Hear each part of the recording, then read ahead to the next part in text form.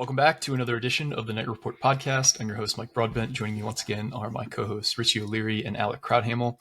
Guys, a lot of things to cover today. We have a new game time announced for new game date, actually, for two games. One is a home game, one is an away game. We'll get into that. We'll get into a CFB 26 update, and we'll also preview this big-time visitor weekend for Rutgers football. They have 21 visitors who are going to be on campus starting tonight. We'll get into all those players, what the likelihood they end up as Scarlet Knights, and kind of who they are as players. But before we get into any of that, this podcast is presented to you by MyBookie. It's crunch time on the court, and the NBA playoffs are your chance to score big. Whether you're riding high on the favorites or cheering for the underdog, every three-pointer, dunk, and buzzer beater is an opportunity to win at MyBookie. You can place your bets live as the game unfolds, and if you're feeling confident, you can lock in those winnings early with a quick cash-out option. Never miss a chance to turn your basketball insights into real cash. If you're new to MyBookie, you can sign up today with our promo code MM50. You can instantly boost your first deposit by 50%. So if you deposit $50, MyBookie will toss in an extra $25. You can get more action, more excitement, and more chances to win, just like the Knicks have more chances to win Saturday night. Big time pull through last night, staving off elimination during basketball's most intense playoff season. Plus, when the games wrap up, you can continue the winning streak at MyBookie's casino with slots, blackjack, roulette, and more. The thrills never stop.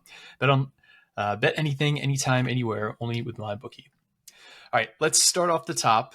We got some game times announced for the Rutgers football season. I'm going to pull up that graphic, but the big two changes, in my opinion, the Iowa game. We already told you guys this was going to happen, and this is just kind of, us hearing things and letting you guys know as soon as we can, but it was officially announced yesterday that Rutgers, Iowa would be going from a Saturday game to a Friday night game on Fox.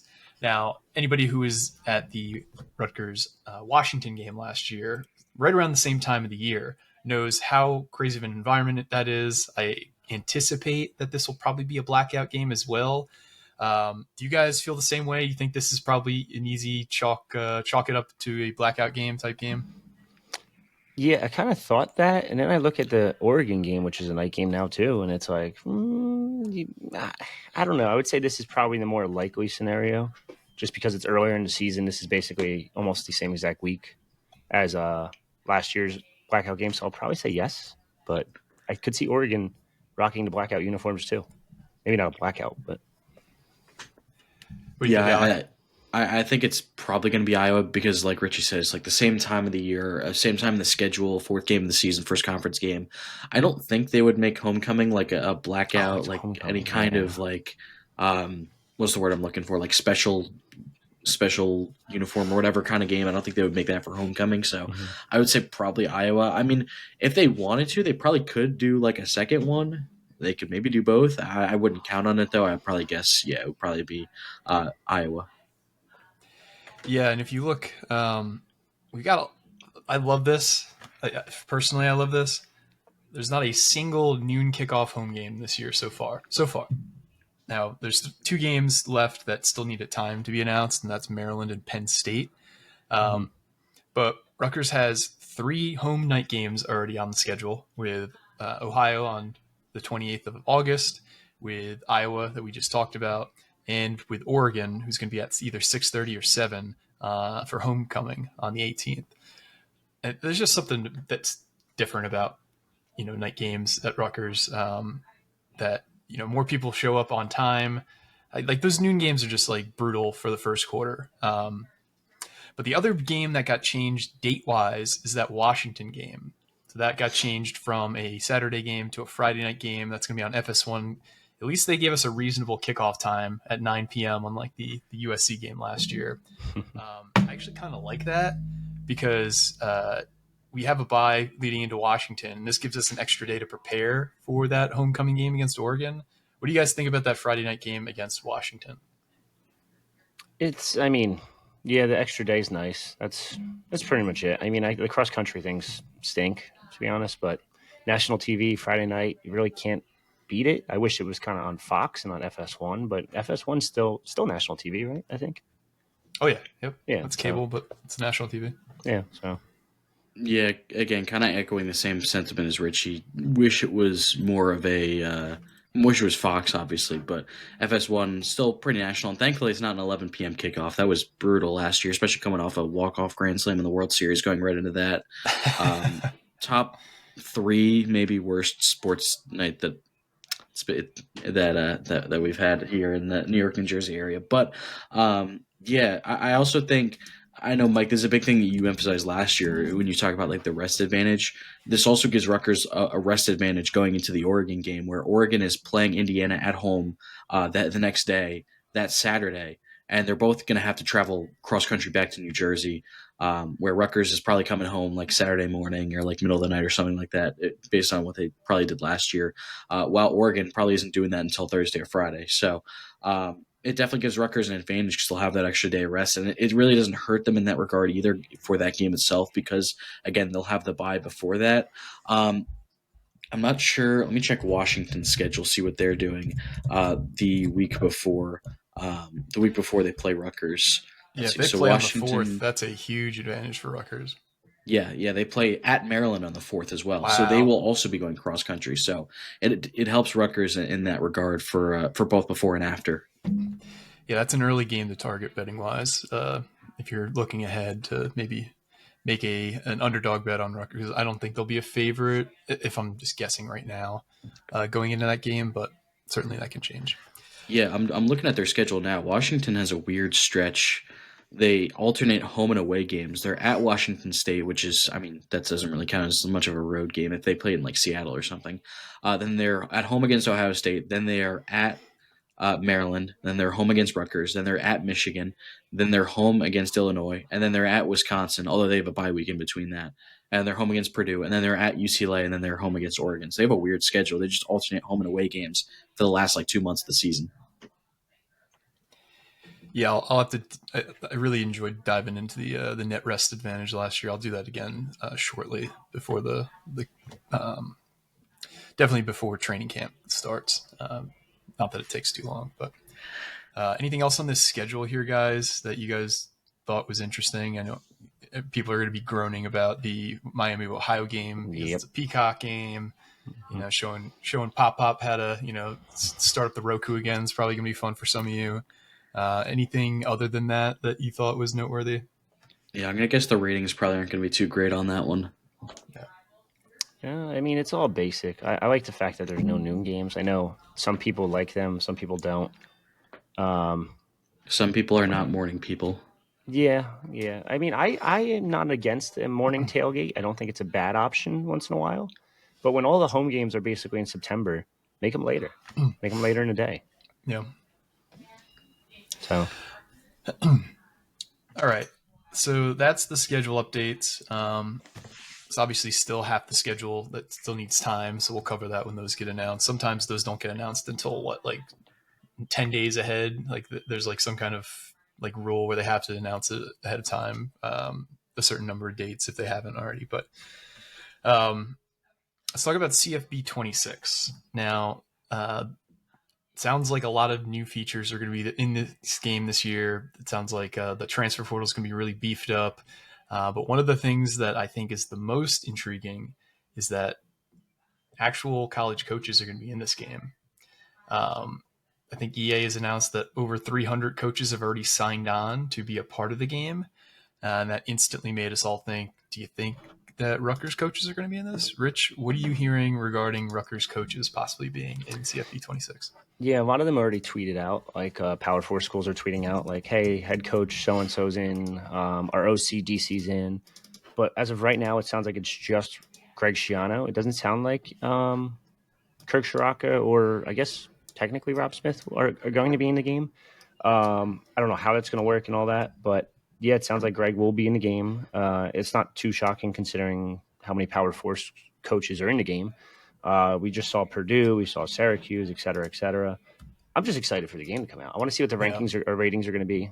I think they're always a little and I think they go a little bit too much based on what a coach says, so to speak.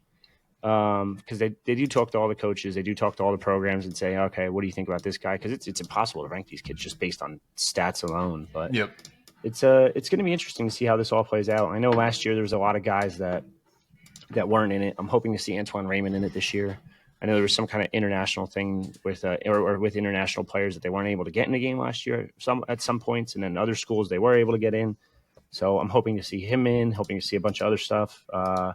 Recruiting changes, team builder changes, cross play dynasty. Finally, I don't understand how they didn't put that in from the get, but neither here nor there. So anyone that has PlayStation 5 can get that work whenever. Just let me know. Like, when was the last time we played again? What happened then? I don't recall. I believe there's video of it somewhere. But anyways, yeah. I'll report that video. Whoa, hello. That's called censorship. But anyways, I'm curious to see what Greg Schiano actually looks like, because I think the trailer came out yesterday and we saw Ryan Day, and it's I didn't think that was bad. It's interesting. I thought the James Franklin one was brutal. I did not see that one, but I mean, I'll pull it up. Oh boy. Let's see. Here we go. I don't have a side by side, mind you. Yeah, I mean, we know what James Franklin looks like, so okay. I'm like, I don't really see that one. Yeah, that's not great either. Yeah, maybe it's just the lighting being in the tunnel. It's a little weird because it's like his like goatee is too bright, but like his face is a little too dark. So maybe it's in the actual like natural light of the game it looks better. Yeah, I feel like he's also like the guy looks, and I can say this, doesn't really look fully bald. James Franklin's bald. Yeah, he does look like he's got a little like stubble, like 5 o'clock shadow on his head. Yeah. So, but I also think like without using true motion capture, getting those things right is kind of tough. So, and if you got to make 300 coaches and they're not even sure if they're going to be in the game until like what now? Yeah. Now, I'm very curious to see how they actually like put offensive and defensive coordinators in the game. Like, are there going to be like camera cuts to the coordinators?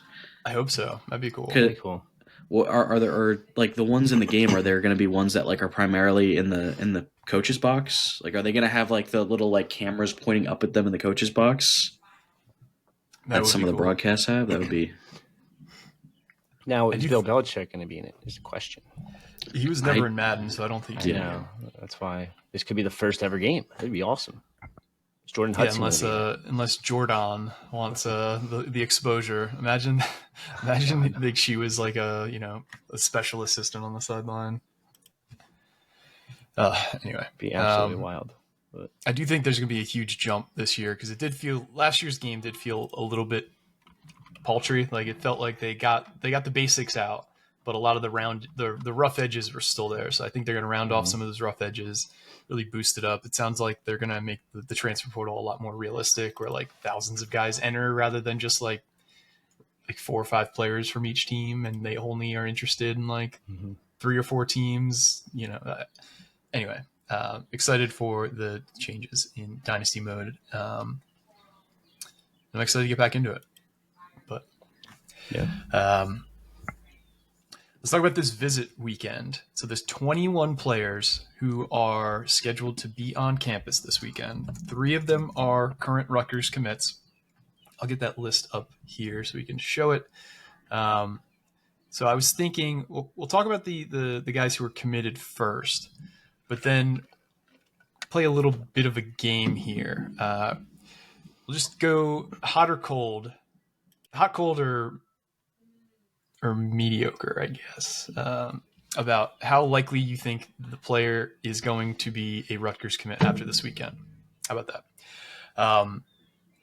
So here's the rundown. Let's talk about the Rutgers commits before we get into the guys who could be Rutgers commits in short order.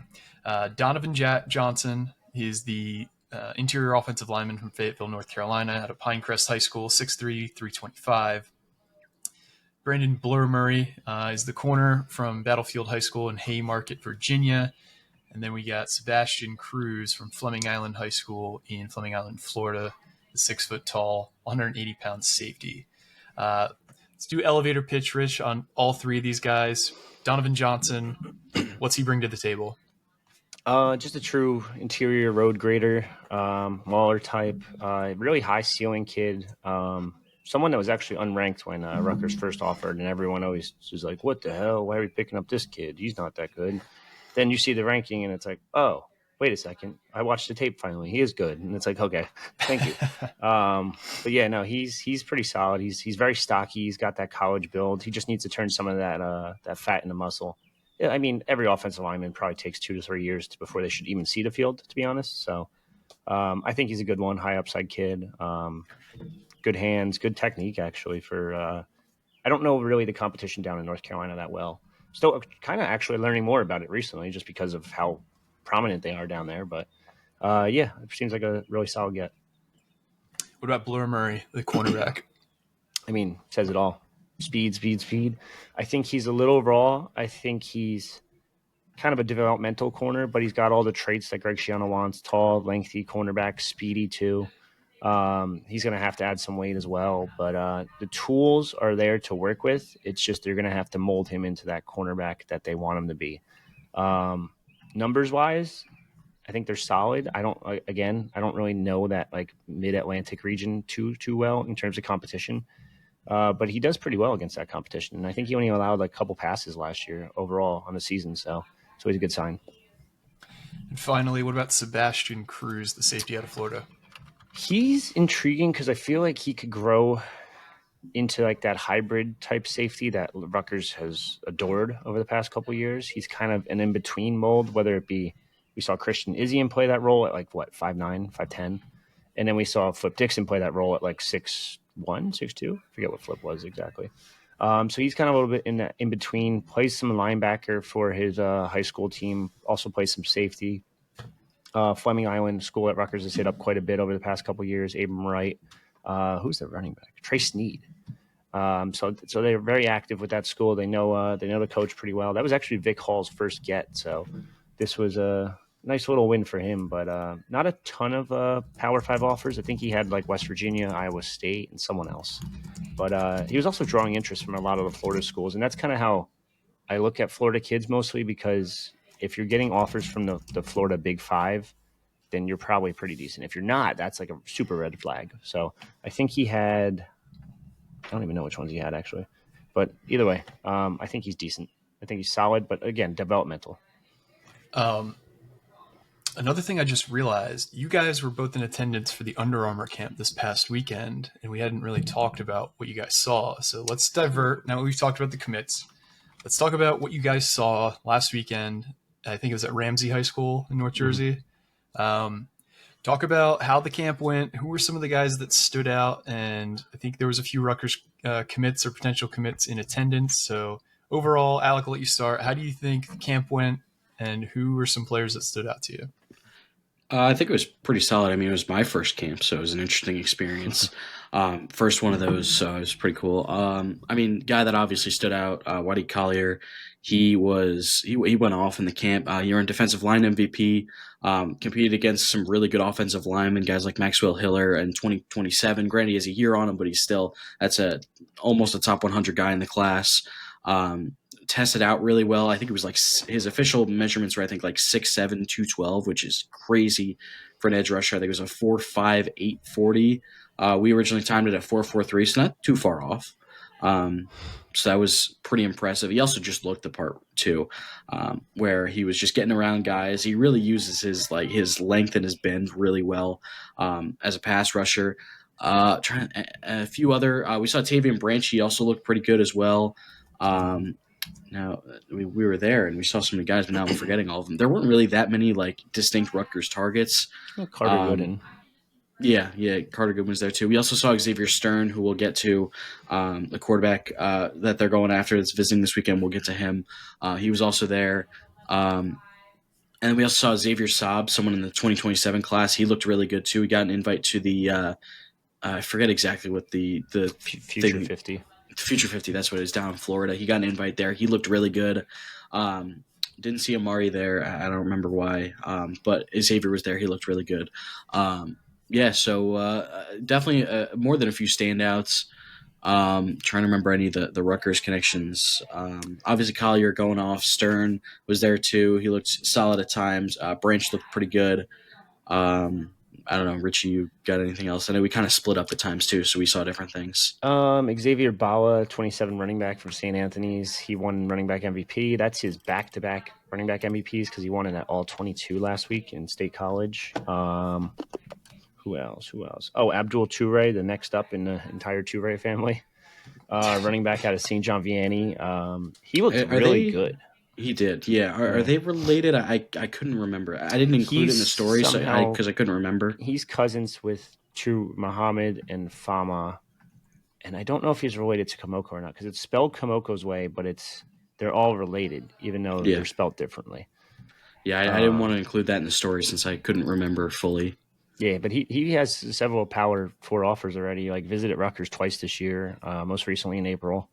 He ran for like. Dude, he looked good. Yeah, he looked really good. He ran for like 2,500 yards and 37 touchdowns as a sophomore. Yeah, I was putting together his clips from the camp today, and like out of the backfield, like his route running was immaculate. Like he was making guys look stupid on defense. Like there's really no other way to put it. Like these guys were just getting turned around completely.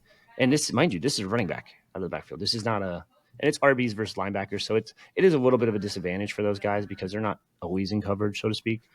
But he made them look dumb. Trying to think who else. Xavier Stern we'll talk about. YD Collier just has that freaky build, man. He just dominated. You guys saw the tape on here on YouTube, on TikTok, Instagram. I posted it everywhere.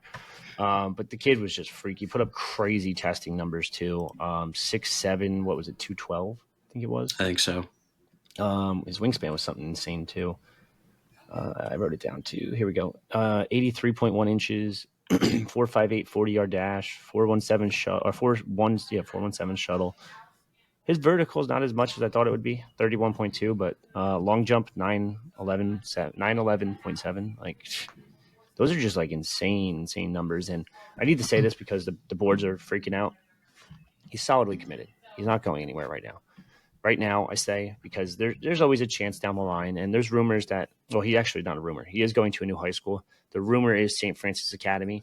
St. Francis Academy is basically a pipeline for Auburn, so that might be something to watch down the line. But as of right now, Rutgers is solidly like his number one. He had Penn State in his ear trying to tell him to come visit. He's telling him no. That's huge because Penn State was his number one for a long time, and then they kind of shied him away and said, all right, never mind. And then Rutgers came in, Rutgers landed him, and now he just keeps developing. And now Penn State's like, oh shit, like maybe we should have pushed a little harder. But yeah, I would stop freaking out. I know people are also freaking out the fact that he's posting all his testing numbers, and they're like, oh my god, like now all these schools are going to come after him. This is just a 17-year-old kid. Like, let's relax. Like, if I had those testing numbers, I'd be fucking posting them everywhere and be like, guys, look, I'm fucking super athletic. Like, look at this. And I feel like these coaches have ways of getting them, even if they're not publicly posted. They have their ways. Also, I feel like you kind of sped past it. That's a 6, Alec. Yeah. What do you mean, Alec? Yeah. That's a 6'11" wingspan for an edge rusher. That is absurd. Yeah. Yeah, that's huge. Let him pack on weight and just. And that was one thing when I talked to him after the camp. That's one thing that he said, just that the coach has been telling him as well. Just keep putting on that weight, getting stronger and getting better. As long as he said, as long as he does his part, they're going to continue to do theirs. So I'm sure he has plenty of motivation to continue to do so.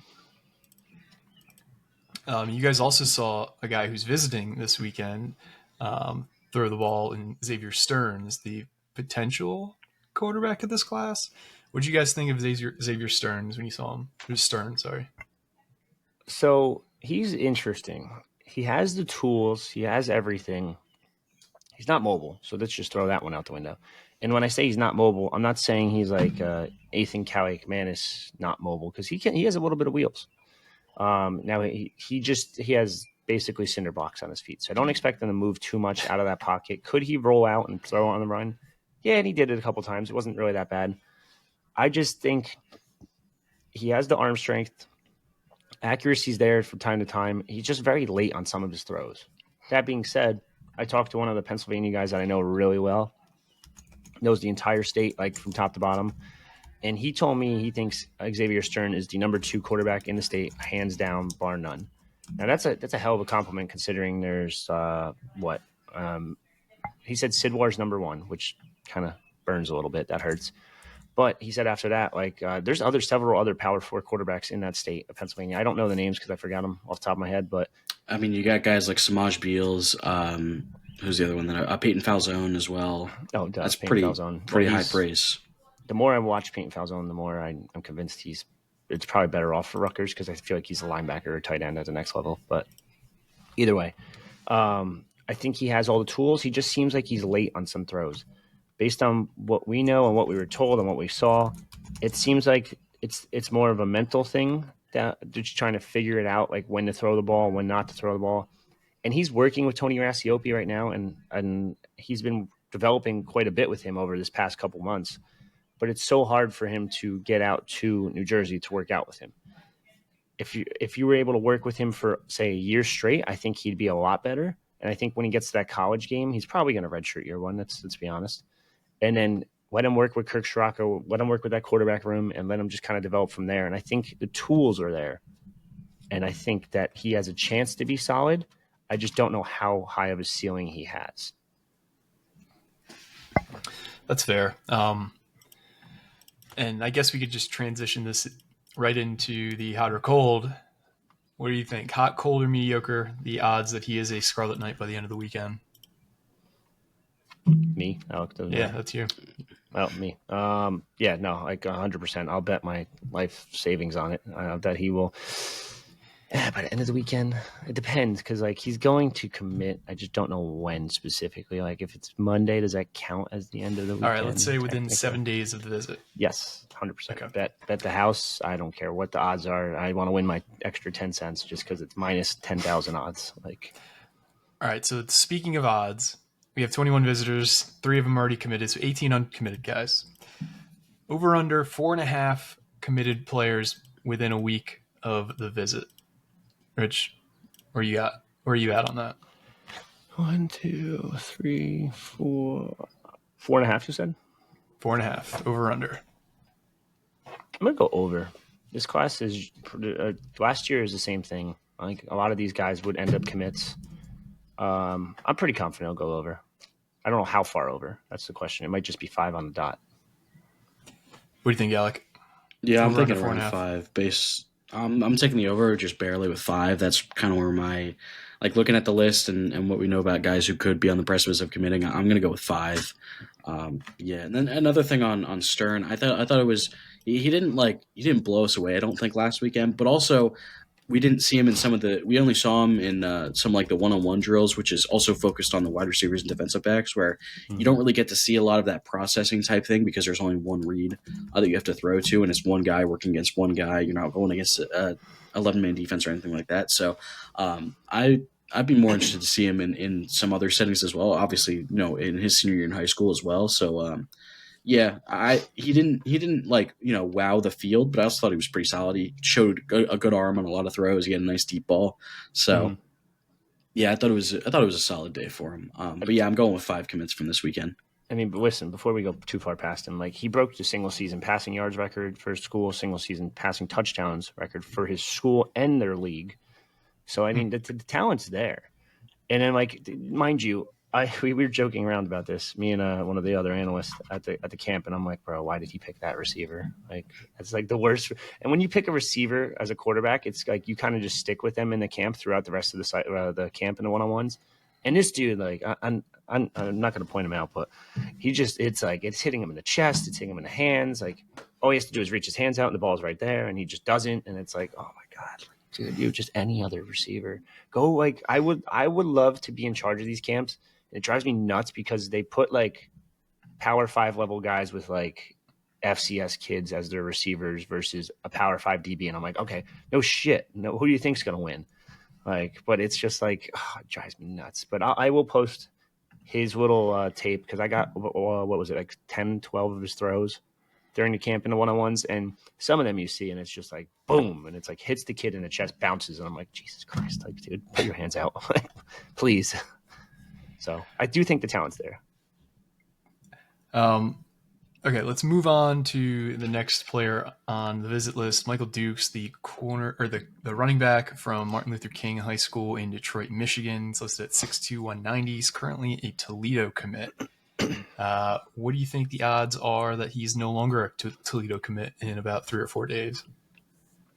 If you asked me 10 days ago, I would have said, hell yeah, he's a Rutgers commit. He's going to Rutgers. Now that Michigan State just jumped into the fray, it's a little bit different. Detroit, Michigan kid, Michigan State down the street. How serious are they? I know that they want to get him on an official visit. They haven't locked him into one yet. I know that Dukes is Rutgers' top guy right now, hence why he's visiting this weekend and Jonathan Brown's next weekend. Do I think it's more of they'll take one or the other? I don't know. Could they take two? It's very possible. But as of right now, it seems like Dukes is the top guy at the moment. They are confident that they can flip him this weekend. Does it end up happening? I think it really depends on how much he's involved with Michigan State or not. But does he like the idea of staying home, or does he just kind of see that as like, okay, you only offered me because Rutgers offered me type situation? So, but he's a bigger back. He's 6'1", 200 something, 6'1", 190, or 6'2", 190. Sorry, big boy. Pretty solid back, ran for over 1,000 yards. I'm a big fan of his game, and I'm a big fan of Rutgers getting back into getting a big, bulky running back versus the small ones that they've kind of went after the past couple of years. Kind of, you got to get a nice little mixture of them.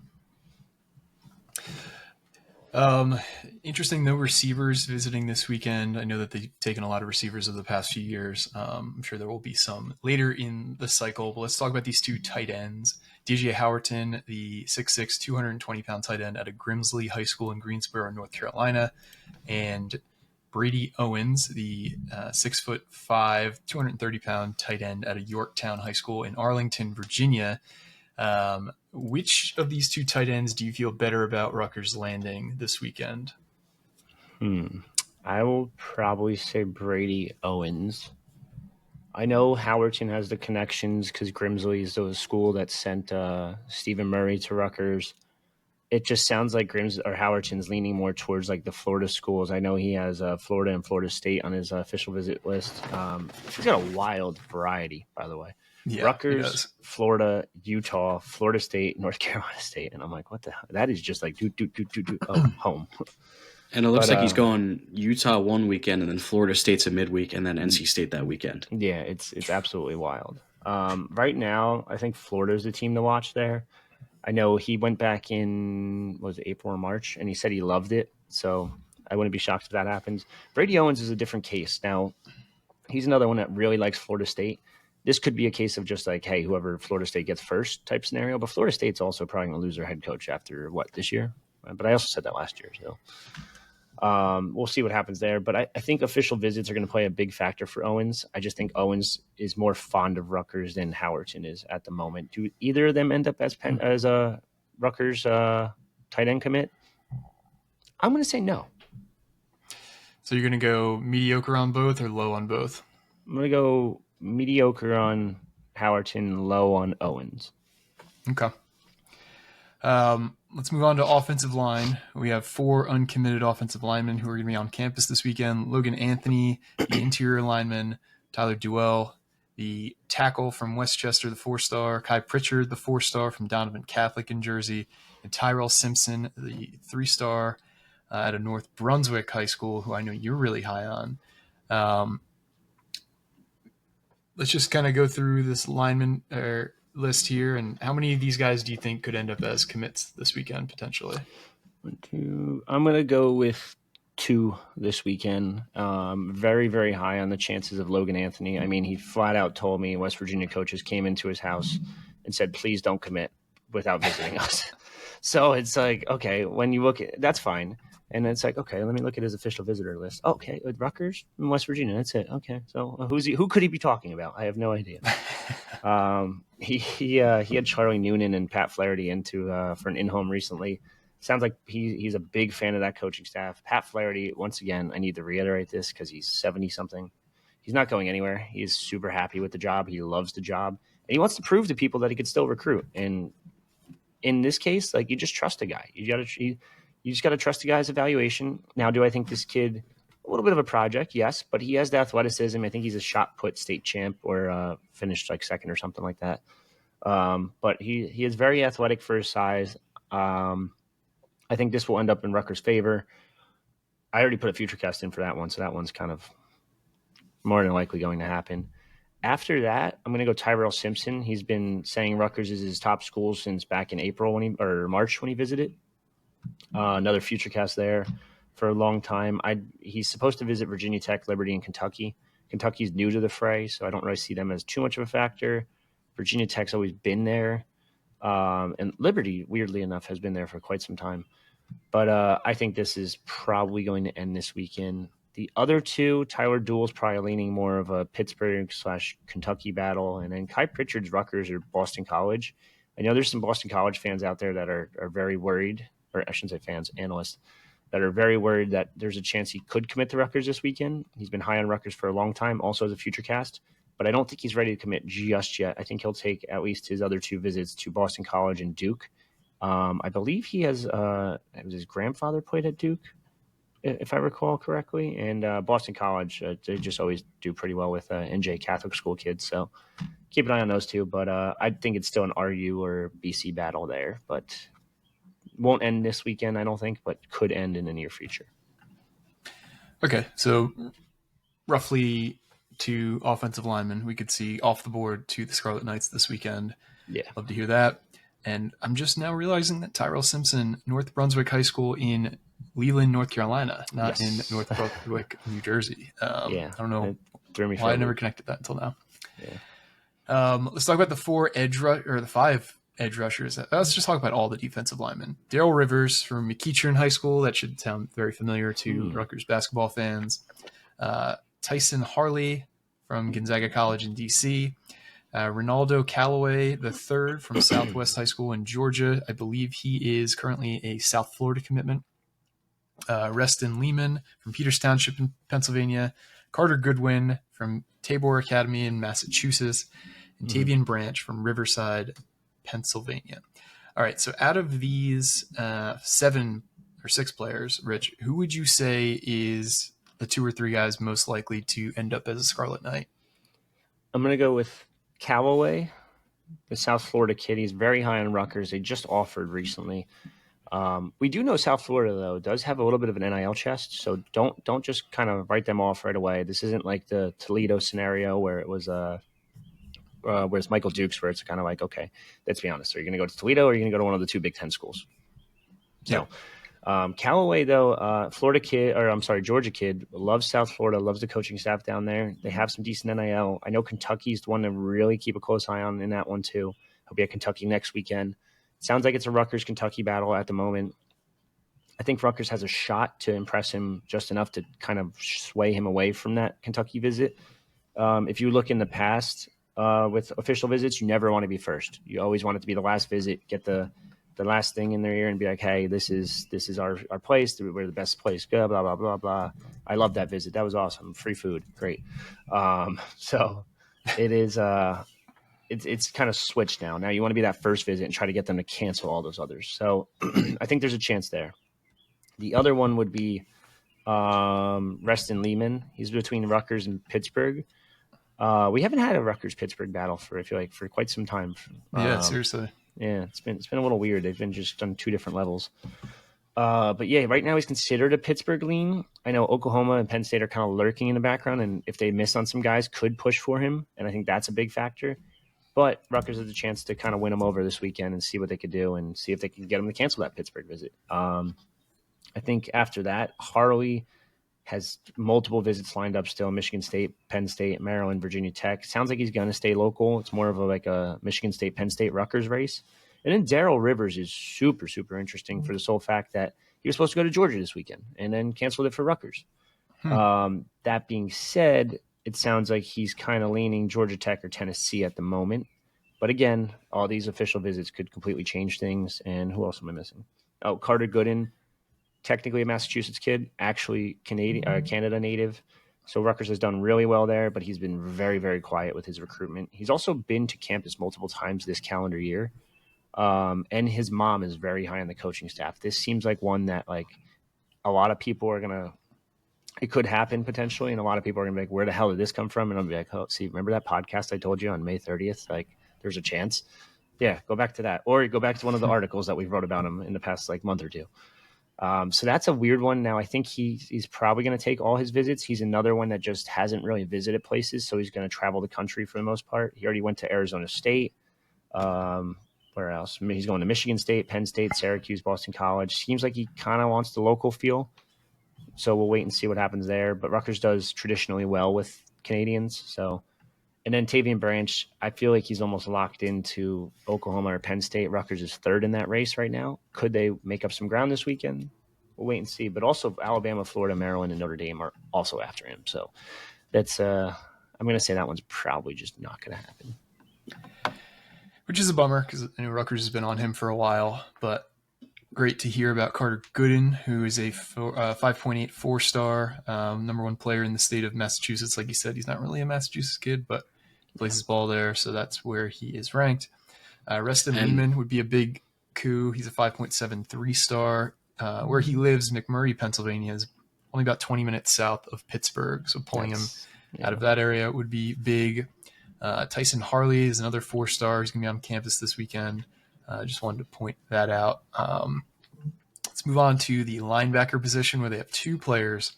Although one more thing that I had. Shoot. A lot of things have changed in recruiting, as we know, but some things always stay the same. For on the Carter Gooden front, if you get in the parents' good graces with the coaching staff, particularly if you're in the mom's good graces, you always have a shot. So that's definitely a good thing for Rutgers' chances with Carter Gooden. Giano historically has played that very well with parents and especially moms. Antoine Raymond. Canadian. Antoine Raymond, mom exactly. Mom loves Rutgers, and they showed up to campus one day, and they're like, hey, can we enroll early? And it's like, wait, what? Sure. All right, yes. Why not? Yeah. Like, crazy. Let's talk about the two linebackers who are going to be on campus. The first is a New Jersey native, Adam Shaw, who I believe we already have a future cast in for, so I think I know where you're going to be leaning here. It's changed a little bit, so. We'll talk about what's changed in a second. Out of Passaic Valley High School, and then Kedrick Golston, the second out of Stonebridge High School in Ashburn, Virginia. He is a 5.8 4-star. Let's start with the New Jersey native, Adam Shaw. He has a future cast. What are you hearing about Shaw? So we're always kind of a little bit more like have fun with it type thing with future cast, because could I be the guy that just gets the text message and says, hey, he's committing, and put a future cast in about 10 minutes before he commits? Yes, I could be. But we could also do it this way and say, hey, this is what we're hearing. We really feel like Rutgers' chances here are good. So we're always a little bit more like flimsy when we throw them out there. And we've asked the fans, like, hey, what do you want? Do you want us to just be like, hey, 10 minutes before, commit it? Or do you want to have a feeling like, hey, Rutgers has been doing good with this kid right away? So they offered recently. Adam Shaw plays quarterback for his high school team. He actually has quarterback offers at the FCS level. But he's an interesting case in the fact that his first offer came from James Madison back in January, who was James Madison's linebacker coach at the time, who was his main recruiter at the time, Zach Sparber. Zach Sparber, a couple months later, has been pushing tape to Shiano and crew and saying, hey, this is a guy. We need this guy. He's a true linebacker. Like, I know he plays quarterback. Don't watch that part of the tape. Watch this part of the tape. That being said, he's a damn good quarterback. But he's definitely a linebacker at the next level. It sounded like Rutgers wanted to get this one wrapped up pretty quickly. He's very high on the Rutgers staff, of course, because of the Sparber relationship. He had an in-home with Sparber again. Technically the first one, I guess, was in school. This one was an in-home. But obviously Sparber now rocking the Rutgers R. That being said, he's very high on the Big Ten, but his most recent offer comes from Michigan State. His dad played at Michigan State in the 90s, was a 5th-round draft pick at Michigan State. His mom was a superstar field hockey player for Michigan State. Now, despite all that, I still kind of feel pretty good about Rutgers' chances here, because you have to understand that mom and dad grew up in Michigan and went to Michigan State because it was a hometown school. Adam did not grow up in Michigan. Adam grew up in New Jersey, stayed at his local public school at Passaic Valley, and sounds like he potentially wants to stay home. Plus, add in the Sparber connection, someone you trust. It's also still the Big Ten. So I think if Rutgers wasn't in the Big Ten, it would actually throw this recruitment off completely. I think if Rutgers was still in the AAC or whatever, I think Shaw would almost be a lock for Michigan State. The fact that Rutgers is in the Big Ten and they'll still play Michigan State, they'll still play that same level, and the fact that Zach Scarborough has been on this guy for a long time, I'm still kind of confident that Rutgers will win this one out. That being said, he's going to go visit Michigan State on June 13th. Can Rutgers convince him this weekend to do otherwise and just cancel those visits? Maybe.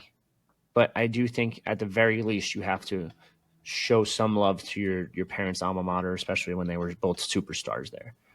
So I shouldn't say superstars; they were stars, good players. I don't know. What do you consider a 5th round pick? A star, good player? I mean, yeah, it's probably you're a star at the time. You're definitely BMOC. Well, Shadur Sanders was a 5th round pick. Fair.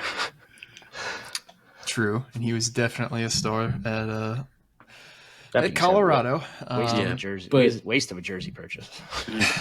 Yeah. I still don't know why he did that. But also, this one kind of seems like one of those recruitments that could end up, if Rutgers doesn't get him, right after the weekend, it may not go their way.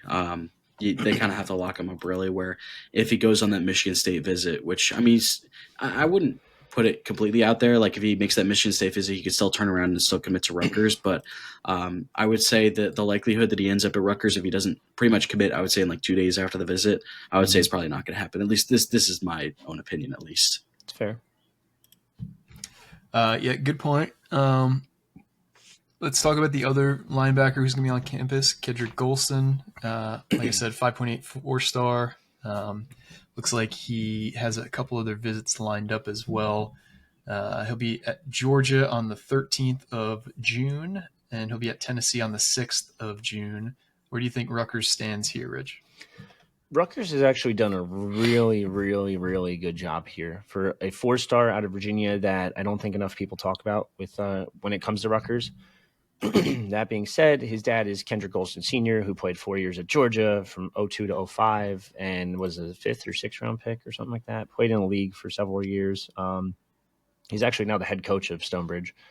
So I think Georgia is going to be the heavy favorite there. It's really hard because his dad grew up in Georgia. He was good at Georgia, and it's fucking Georgia at the end of the day. Yeah. I know they kind of struggled a little bit last year, but let's be honest, they have 2 championships in the past, 3 years, 4 years, whatever it is.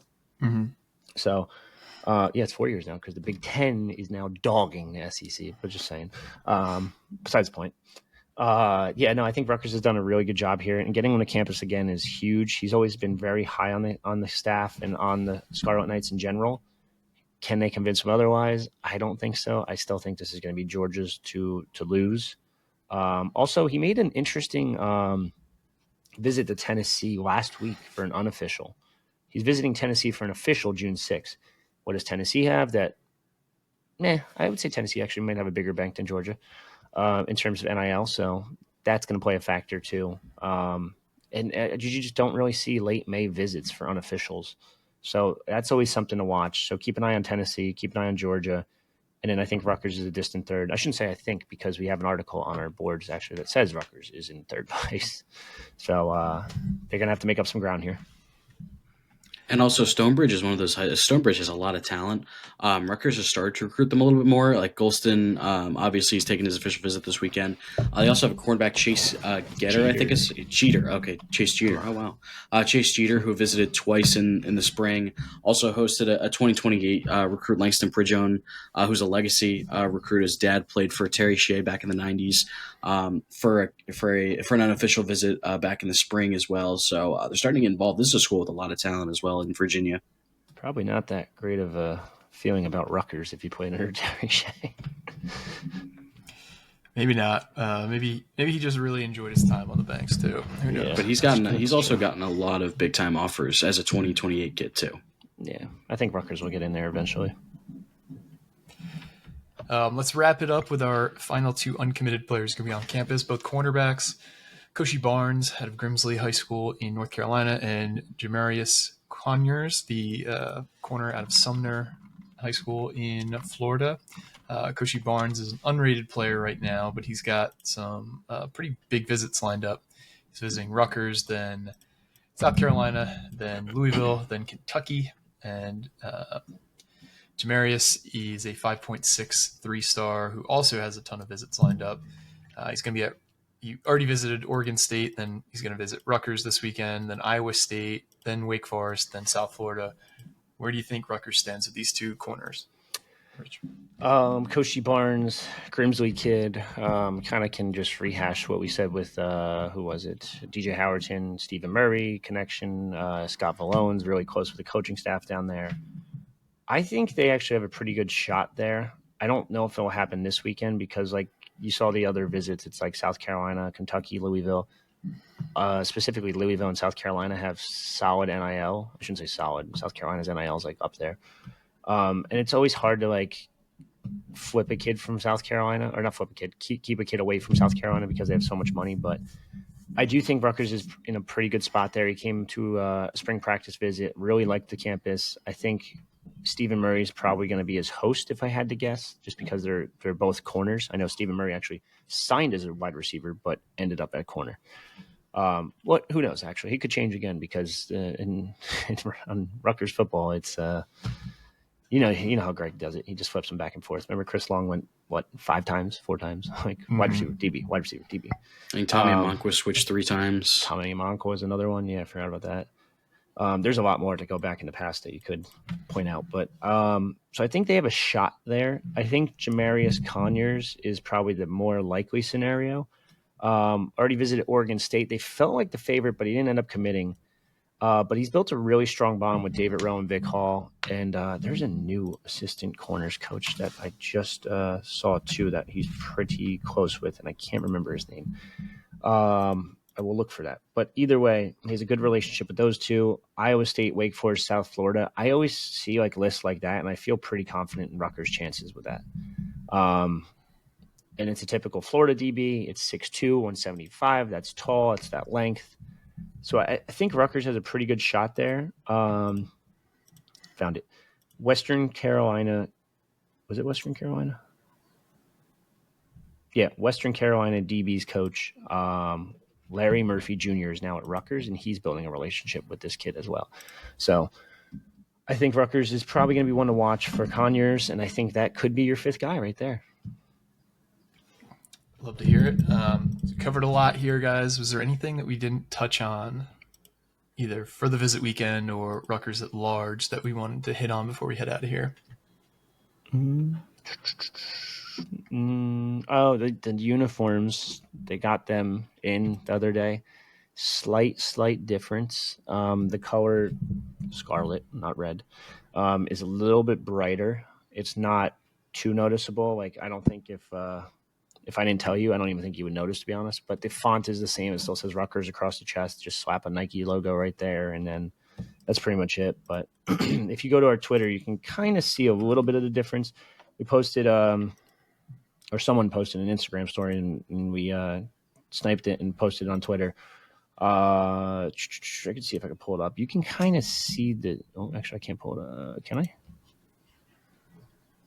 My mic. Yeah, yes. Here we go. Oh yeah.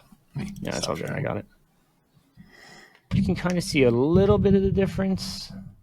It's like a little brighter, maybe. Yeah, I could see it. Again, if I didn't tell you, like, I don't think you'd notice. No, I wouldn't. So, either way, they got their Nike shipment, so that's pretty cool. Athletic director, really nothing new to report. Sounds like there's a list of candidates. I know people are just throwing shit at a wall to see what sticks. Hopefully, Are we all? Yeah, basically. Hopefully, we have some more pods this weekend, and it sounds like we're going to. So, if you are not subscribed, hit that button down below and hit the bell emoji thing that gives you a notification when we'll go live or post a new pod.